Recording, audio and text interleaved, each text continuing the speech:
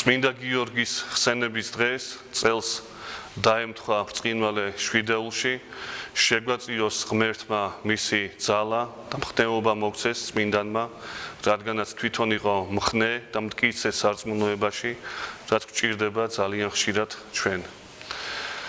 წმინდა გიორგისთან დაკავშირებით ახლა ამ ისტორიას მე არ მოვყვები, დღეს აღინიშნება მოგეხსენებათ მისი აღსასრულის ჟამი 303 წელს 23 აპრილს ძველი სტილით, ხოლო ახალი სტილით 6 მაისს აღესრულა ეს დიდი მხედარი როგორც იმპერიისა, ასევე სულიერი მხედარი პირველ ყოვლისა და დაადასტურა ღვთის წინაშე თავისი მხნეობა, თავისი სარწმუნოება, თავისი ქრისტიანობა, მიუხედავად იმისა, რომ მრავალი შეთავაზება ჰქონდა იმპერატორი დიოკლეტიანისაგან, სხვადასხვა კარიერული წინსვლა და სხვა, ვერ გადაიბირა ამ მართლაც დიდმა იმპერატორმა, ეს არ იყო ხელწამოსაკრავი ადამიანი, იმპერიისთვის ძალიან ზრუნავდა, მაგრამ როგორც ჩანს, ვერ გაუგო ქრისტიანებს, ვერ გაუგო ქრისტიანულ თეოლოგიას, ცხოვრების წესს და ამის გამო არა მხოლოდ წმინდა გიორგი, არამედ მრავალი შეეწირა ამ პერიოდს. ძალიან საინტერესოა დღევანდელი სახარების მონაკვეთი. იოანეს სახარება წავიკითხეთ მე-15 თავის ბოლო და მე-16 თავის პირველი ნახევარი. და აი ესეთი სიტყვებია მაცხოვრის მიერ თქმული. ანუ მაცხოვარი მიმართავს ქრისტიანებს თუ რატომ დევნიან მათ და რატო იდევნება ქრისტიანობა ზოგადად. და ეს ცნობილია არა მხოლოდ დღევანდელ დღეს, არამედ ცნობილია მთელი საუკუნეების განმავლობაში და პირველი 3 საუკუნე რომის იმპერიისა იყო უდიდესი დევნა მოგეხსენება და არც ერთი მოციქული შეიძლება ითქვას თავისი ცხოვრებით, თავისი სიკვდილით არ მომკვდარა გარდა იოანე ღვთისმეტყველისა, როგორც ცნობილია მისი ცხოვრებიდან, თუმცა მრავალი ჭირი და უბედურება გადაიტანა იოანე ღვთისმეტყველმა, მაგრამ აი გარდა იოანესი ყველა მოციქულმა და მათმა მოწაფეებმა განიცადეს მარტვილობა ქრისტეს გამო და ეს ახალი არ არის, თავად მაცხოვარი გააკრეს ჯვარზე. და ამის მიმბაძველობით არ იშურებდნენ არასოდეს წმინდანები თავის ცხოვრებას. და თავად მაცხოვარი იოანეს სახარებაში ამბობს ესეთ სიტყვებს. ძველ ქართულ ტექსტში გიორგი მთაწმინდელის თარგმანში არის ესეთი სიტყვები. უკეთუ სოფელი გძულობს თქვენ, უწყოდეთ რამე თუ პირველად მე მომიძულა. უკეთუმცა სოფლისაგანნი იყვენით, სოფელიმსა თვისთაყვარობდა. რამე თუ არა სოფლისაგანი ხარ თქვენ, არამედ მე გამოგირჩიენ თქვენ სოფლისაგან, ამისთვის ზულთ თქვენ სოფელსა. ძალიან მარტივი, მგონი არც უნდა თანამედროვე ქართულად გადმოტანა ამ ტექსტის, იმდენად გასაგები და მარტივად თქმულია. ესე იგი, მაცხოვარი რას ამბობს, რომ იმიტომ არ უყვართ სოფელს, არ ეყვარებით სოფელს, რომ ჩემი მოწაფეები ხართ და სოფლისაგანები თუ იქნებოდით, მაშინ სოფელი თავის ხალხს ყვარობს. რას ქვია სოფელი ყვარობს და სოფელი არ ყვარობს? სოფელი თანამედროვე ქართულით შეიძლება გადმოვიტანო წუთი სოფელი, ან ჩვენი ცხოვრება ზოგადად. მაგრამ ძველად და თანამედროვე ღვთისმეტყველებაში ესეა, რომ სოფელი, ანუ კოსმოსი ბერძნულად, წუთი სოფელი ორგვარად გაიგება და ესე უნდა გაიგებოდეს. პირველი, რომელი სოფელი იგულისხმება აქ? აი მაცხოვარი როცა ამბობს, რომ სოფელს არ ეყვარებითო, რომელი სოფელია მხედველობაში? პირველი გაგება წუთი სოფლისა. პირველი გაგება წუთი სოფლისა არის შემდეგი, რომ ღმერთმა შექმნა თავისი შემოქმედებითი ძალით ყოველივე, კოსმოსი და თქვა ღმერთმა, რომ ფრიად კეთილ ეს დასაბამში რო ამბობს, როცა ქმნის ღმერთი ყოველ დღე ამ სცენარეებს, მზეს, მთვარეს და სხვა, ყოველი დღის ბოლოს ამბობს და ფრიად კეთილ. ესე იგი, თუ ამ სოფელზე ვილაპარაკეთ, ამ სოფელში არაფერი ცუდი არ არის, თავისთავად, ცალკე აღებულად, არც მთვარია ბოროტება, არც მზე და არც ადამიანი და არც ცხოველი და არც არაფერი. იმიტომ რომ ღმერთის შემოქმედების ნაყოფია.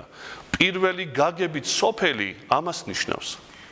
მაგრამ რა თქმა უნდა, ამ სოფელზე არ საუბრობს მაცხოვარი, როცა ამბობს, რომ სოფელს არ ეყარები თქვენო. აბა რომელ სოფელზეა საუბარი? სოფელზე, რომელიც ბოროტებასაშინად დგას.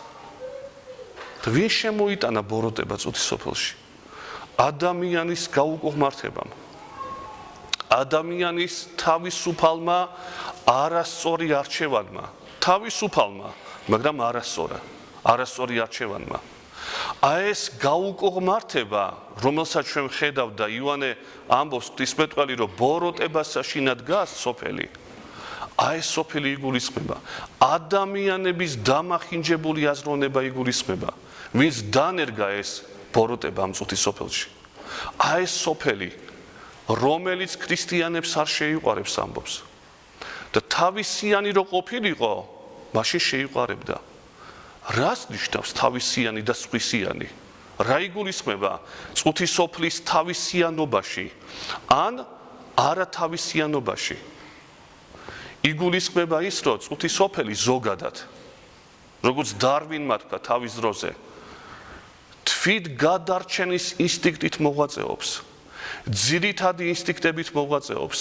არანაირი განსხვავება გეუბნება წუთის სოფელი არ არის ადამიანსა და ცხოველს შორის.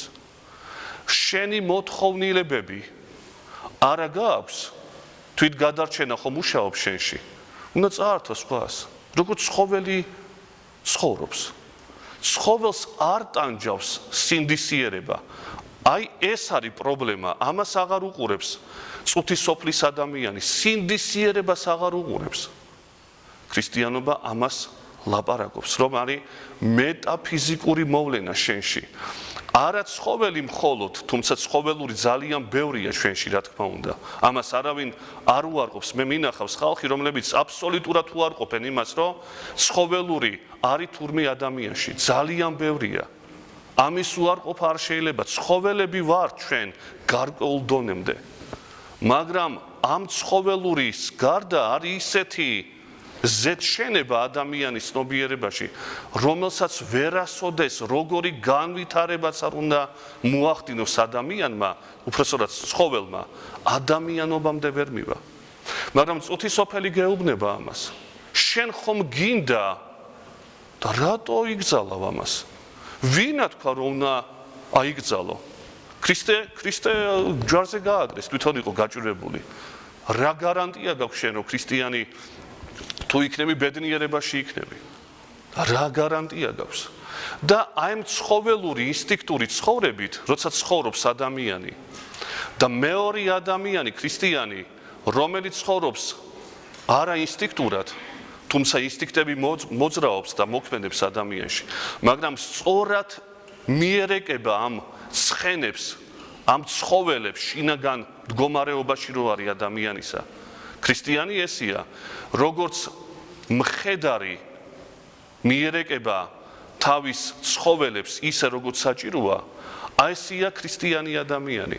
არა ისე მიშვებული როგორც უნდა ამ ცხოველს, არამედ ნორმალურ ცხოვრებას თავაზობს ქრისტიანობა. ხა წარმოიდგინეთ, წუთის სოფელის თავაზობს ცხოველურ ცხოვრებას, ჭამე, სვი და თუ არა გაქვს, უნდა წაართვა სხვას. თუ ამით კმაყოფილი ხარ, კიდე სხვა ინსტინქტები არსებობს, რომელიც თავისუფლებას გთხოვენ, მომეცი თავისუფლება და შენ არ აძლევ. იმიტომ რომ ცუდია ამბობ, იმიტომ რომ ცოდვა ამბობ, ღმერთი დამსჯის მე ამბობ და წუთის სოფელი ამას არ ამბობს. წუთის სოფელს არ ასამს ეს კატეგორიები. რა ღმერთმა უნდა დასაჯოს? ღმერთები ყავდათ ვნებების რომაელებს და წარმართ ადამიანებს. ვნებების ღმერთები, რომლებიც ღვინის ღმერთი არსებობდა, ლოთობისა შეიძლება ვთქვათ. რომელი ლაგამი უნდა ამოსდო ლოთობას ადამიანმა, ამბობდნენ ესენი და სხვა. ესე იგი, ორი კატეგორია ცხოვრების. პირველი ცხოველური, სოფლისეული და მეორე არა სოფლისეული. მაგრამ ერთი შეხედვით გასაგებია ორი კატეგორია ადამიანთა. ერთმანეთს არ უშლიან ეს ადამიანები.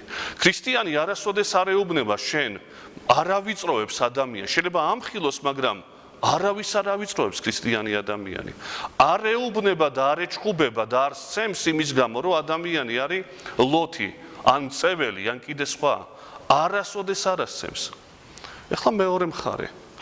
ეს წარმართები ამხედრებული არიან ქრისტიანების წინააღმდეგ. და კითხვა იბადება. რატო? თუ კი მე წესიერად ცხოვრება მინდა და შენ უწესო ცხოვრება გინდა, რატომ დევნი მე? და თურმე რატო? იმიტომ რომ წესიერი ადამიანის ცხოვრება ვერ აუტანია უწესო ადამიანს. აი როგორც მაგალითად ესეთი შედარება რომ გავაკეთოთ. აი როდესაც განათლებული ადამიანი დაუშვათ საუბრობს წიგნიერი უაღრესად. უწიგნურმა თუ გაიგო ეს რაღაცეები და შეიძლება ნახევარიც ვერ გაიგოს რას ლაპარაკობს. იმას კი არ ცდილობს რომ ჩემი გონება ავამაღლო რომ გასაგები იყოს შემდგომში ეს ნალაპარაკები ადამიანის. ესე კი არ აზროვნებს უმეტესობა. უმეტესობა რომ დამალოს თავისი უმესრება და უვიცობა. ცდილობს რომ ის ჩაძიროს ვისაც ვერ გაუგია. ანუ იმ დონემდე კი არ ამაღლდეს რომ წესიერი და განათლებული და წიგნიერი გახდეს. არამედ ეს კაცი ჩაძიროს უნდა რომ ზოგად გაუნათლებელ მასაში თვითონ არ გამოჩნდეს გაუნათლებლად. ჩემი სიტყვები არ არის, გრიგო ღვთისმეტყველი ამბობს ამას. ზოგად მასაში გათქვეფილობით რომ არ გამოჩნდეს ადამიანის უვიცობა, იმასაც ზირავს, ვისიც არ ესმისო. და ნამდვილად ესეა. ზნეობაზე თუ გადმოვედით, წესიერ ადამიანს, როცა ლაპარაკობს ეს ადამიანი, უწესომ თუ გაიგო, იმას კი არ იტყვის უმეტეს შემთხვევაში ეს უწესო რომ მე რა წესიერი ადამიანია და მოდი მეც ესეთი გავხდები. ესი არ იტყვის. ეს იტყვის რომ რატომ არის ეს ესეთი? ჩირქი უნდა სხოს რამენაირად რომ ავტორიტეტი შელახავს ამ ადამიანისა. ამიტომაც დევდნენ ქრისტიანებს. ესენი ეუბნებოდნენ, დღესაც ვეუბნებით, უწესობა ცუდია. მხოლოდ ინსტინქტებით ცხოვრება არ შეიძლება. ამას კი არ გამოვრიცხავთ. მხოლოდ ამით ცხოვრება არ შეიძლება. და ეს არ უნდა იყოს უპირატესი. არ მოსუნთ ეს. ამბობენ, ავადმყოფები ხართ თქვენო. როგორ შეიძლება ესეთი რამე ადამიანმა ილაპარაკოს? და მაცხოვრის სიტყვები აღესრულება რომ რადგანაც ღვთისმოფლისაგანნი არა ხარ თქვენ, არამედ მე გამოგირჩიენ თქვენ ღვთისმოფლისაგან. ამისთვის სულთ თქვენ სოფელსა. და კიდევ ერთი ძალიან მნიშვნელოვანი. ქრისტიანობა არასოდეს არ ამახვილებს ყურადღებას ძალიან დიდ ყოველდღიურ ცხოვრებაზე. ყოველდღიური ცხოვრებით ყველა ვცხოვრობ ჩვენ. ყოველდღიური პრობლემები უამრავია, ცოლი, შვილი, ზოგჯერ ბავშვი გახდება ავად, ზოგჯერ ის და 1000 პრობლემაა. ყოფითი ცხოვრებიდან გამომდინარე. მაგრამ ადამიანმა, ქრისტიანმა არ შეიძლება თქვას რომ აი ეს ყოველდღიურობა, რითიც მე ვცხოვრობ, ეს არის ყველაზე რეალური ცხოვრება. აი ესი არის, ამის გამო უნდა ვიცხოვრო მე.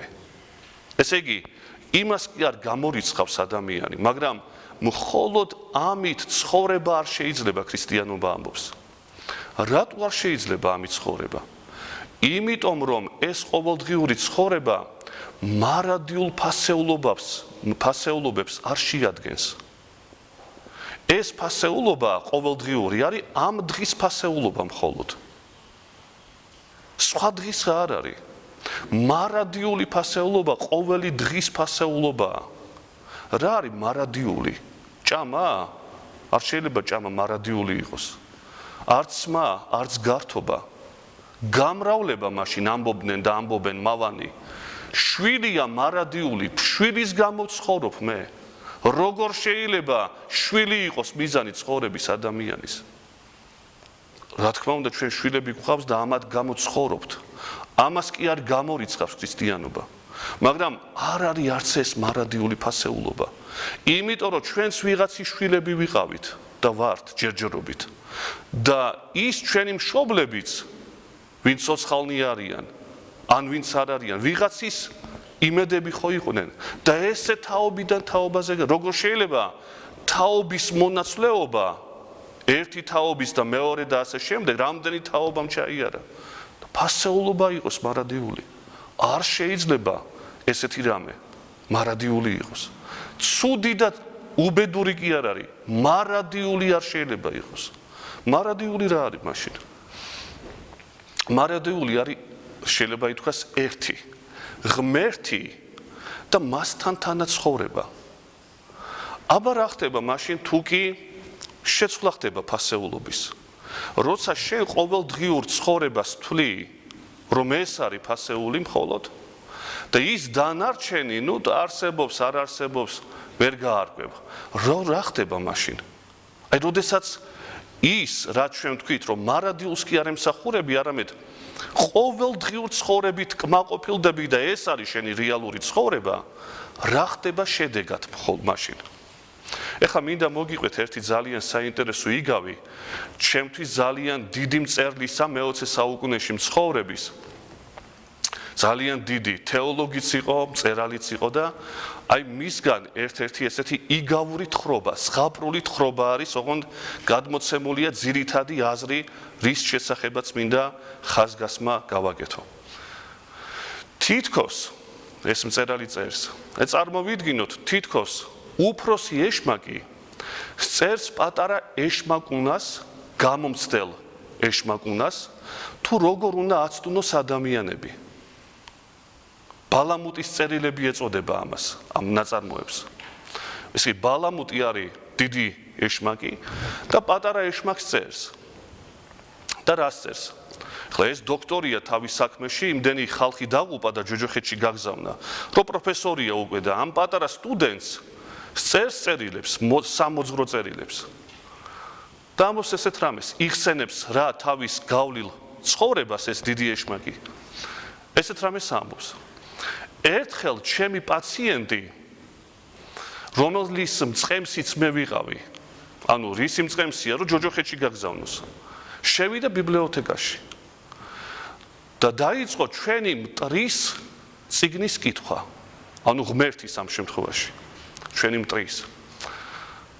და როდესაც დაიწყო კითხვა ძალიან ძლიერი წიგნისა, მე მინდოდა რა რაღაცა წიგნები შემეთავაზებინა ჩვენებური, ათეისტური, მაგრამ არ დამიჯერა და მე მივხვდი რომ ჩვენ დროს უკვე მე-20 საუკუნეში ტყუილია ადამიანს დაუპირისპირდე ინტელექტუალურად და სხვა ხერხი მოძებნე მე და ვუთხარი როცა დაიწყო ამ წიგნის კითხვა ესე იგი ამ კაცმა ესეთი რამე ვუთხარი მე რომ კი კარგი წიგნია ფრიად კარგი მაგრამ დროა ჭამისა დაუძლურდები ადამიანი მაგრამ მან თავისი აზროვნებით დამიპირისპირდა ასეთი რამ რომ ჯერ წავიკითხავ და მე მშვიდად მივიღებ საზრდელს უარყო ჩემი აზრი ვერ გამოვიტყუე მე ამ წიგნის კითხვისაგან მაშინ მეორე გვარად შემოუტრიალე მე კითხვა და მივაწოდე ესეთი აზრი რომ მოდი ჯერ შეჭამე და როცა დანაყრდები უფრო კარგად წაიკითხავ ამ წიგნს და დამიჯერა გამოვიდა ბიბლიოთეკიდან გავიდა რა საჭმლის მოსაძებნად და საყიდლად ქუჩაში გაეთქვიფა მასას ხალხისას და მე თქვა თავისთვის 1000 სისულელეებს წერენ კაცო ამ წიგნებში და რა დროს ამ წიგნების კითხვა და დავიწყდა საერთოდ რასაც კითხულობდა იგი ასეთ გვარად მე მოვაცილე ჩემი პაციენტი ამ საქმიანობას ჩვენი მტრის საკეთილდღეოდ და განისვენებს კეთილდღეობით ჩვენი მამის სამკვიდრებელში დღეს ეს პაციენტი და დანასკვი ყველაზე დიდი თქმა ამ ეშმაკისა ეუბნება პატარა ეშმაკუნას მთავარია ადამიანს დააჯერო რომ ყოველდღიური წოთი სოფლის პრობლემა არის ყველაზე მნიშვნელოვანი ყველაზე არსებითია ცხოვრებაში ყოველდღიური ცხოვრებაა ყველაზე მნიშვნელოვანი და დანარჩენს თვითონ გააკეთებს ეს ადამიანი ესე ნახეთ ეშმაკის ხრიკი რა არის რომ დააჯეროს ადამიანი ყოველდღიურ ცხოვრებაში და დანარჩენ ცოდვებს თვითონ გააკეთებს ეს ადამიანიო და ნამდვილად ასია ყოველდღიური ადამიანი თუ ხარ იმ ცოდვებს შენ თვითონ აკეთებ წუთი სოფლის კაცი ხარ და მაგიტო იმიტომ რომ ამისთვის ცხოვრობ შენ გამრავლებისთვის ჭამისთვის ფულისთვის სახლისთვის და მანქანებისათვის ყოველდღიურობისათვის და რომელი მათგანი არის უხრწნელი და მარადიული არც ერთი